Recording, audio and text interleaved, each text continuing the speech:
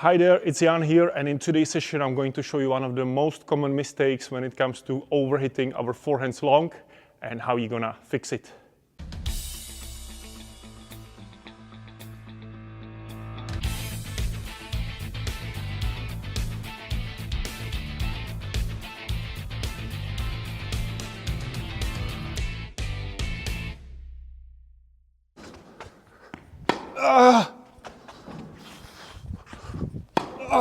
No way.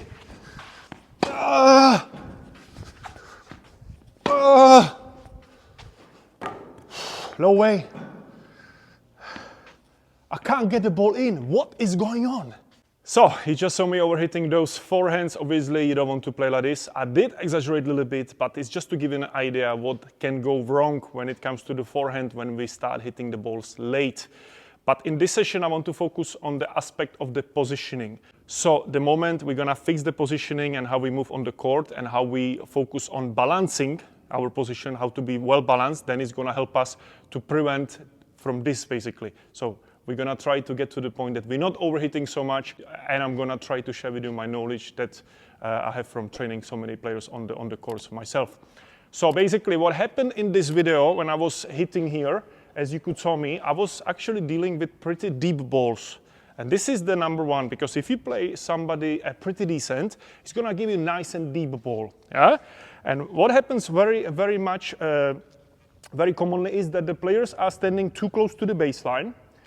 The ball's coming deep, let's say bounding 3/4 or deeper, and if you play somebody who gives you even topspin, like heavy ball, it's gonna kick up even more. And if you're standing here on the baseline or very close to the baseline, you have no other option than to move back.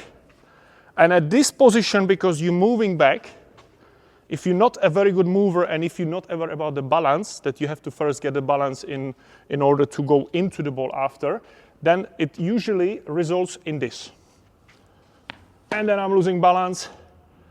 And then the moment you lose the balance, the moment you're leaning backwards, the racket also opens up a bit more than usually, yeah? Than ideally. You don't want this basically. And this results in overhitting the balls long. This happens a lot. If I try to simplify this, basically you're not able to put any topspin on the ball because at this position, it is simply impossible, yeah? So how are we gonna prevent this? What we have to focus on? The number one, when I work with my players, I'm always telling them, if the ball is deep, if it goes really deep, if you really have to move back, okay, let's say you are caught here, you are too close to the baseline, you are a typical baseline here closer to the baseline, you want to go in, but suddenly somebody gives you the ball. If it happens, you have to move back, do that extra step behind, keep enough distance, and then at the end, try to still transfer forward. Yeah, because you always need to go into the ball. If you do manage this, you should be able to keep the racket with the right angle and you should be able to hit the topspin. When I'm gonna get into hitting, I'm gonna show you exactly what I'm talking about. But the tip number two is maybe even better. When you play a match, because obviously in a training, it's always a different situation. In trainings, the coach gives you a nice ball usually. Yeah, I'm also giving quite nice balls to my players. But then it comes to the match and we are not getting these nice balls. We're getting those nasty balls, let's say, huh?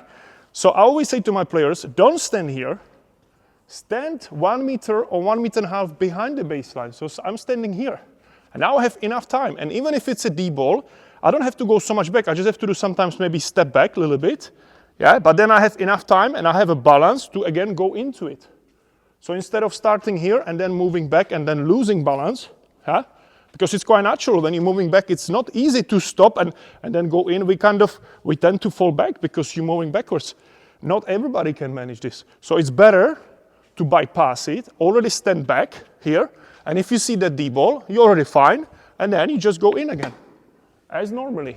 Huh?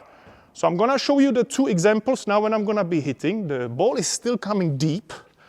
I'm gonna show you the one, if you're still standing here, what you have to do that you have to move back, hold the balance, and then still transfer into it. So you're making sure the racket doesn't open. Yeah? I will also show you the bad ones. I will show you good ones. So you will see how the racket opens when I'm losing the balance, when I'm losing the balance position, basically. And then the second one is going to be when I'm standing well back, and I have lots of time, and basically just enjoying it. Yeah? So there is always a way how to prevent these shots, and from my experience, it's a lot to do with positioning. I'm gonna get into hitting, and I want you to focus on how I move and how much I'm focusing on having the balance prior to go into the ball. And I'm always gonna focus on that the body goes into the ball, that I am not leaning backwards. Because the moment you're gonna lean backwards, you're gonna lose the control. It's like this. When you see the pros, sometimes even Djokovic and these guys, when they miss, the commentator says, he just lost the balance. It's exactly this. The moment we lose balance, the weight of the body goes backwards, so the weight doesn't go into the ball, you're more likely to overhit. Let's get into it. So, first of all, I'm gonna show you again the bad example.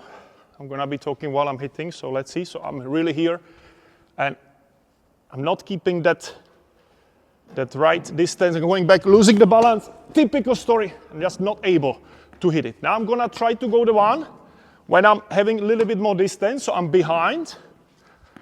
Okay, now the one that I'm gonna go behind on time, and now I'm transferring in. Again, one more, behind, and I'm transferring in. So if it's a deep ball, has to be a bit deeper, of course. This one, behind, and I'm transferring in. Again, behind, balance, transferring in. I'm focusing not to lose the balance. So now you saw me that I was moving behind, holding that balance, and then going into the ball. And now I'm gonna hack it a little bit. So I'm gonna be already, well, this is the I would say the most important. Just then a little bit more back behind the baseline. What is it? 1.5 meters exactly, 1.5. Sometimes even, if you play somebody who gives you really banana shots, a la Rafa Nadal kind of style, you can stand even here. If they're gonna give you shorter ball, it's always easier to move in than standing here and then moving backwards. So I'm gonna be always here now, let's say, and let's see how difficult it's gonna be now. But I'm having enough distance, and it just should be easy to keep that balance now. Just like a normal shot, even if I'm dealing with a high, deep ball. Exactly. Just little step back, but I'm already here, and I'm basically waiting for the ball. I actually have too much time now.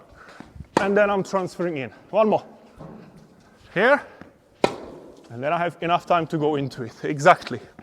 Balance into the ball. And always moving into the ball. That one was nice. And again, but let's see how much time I have. Easy dealing with the deep ones. Again, watch this compared to this. I'm too close, the ball's behind me. No chance. Again the bad one, again the bad one.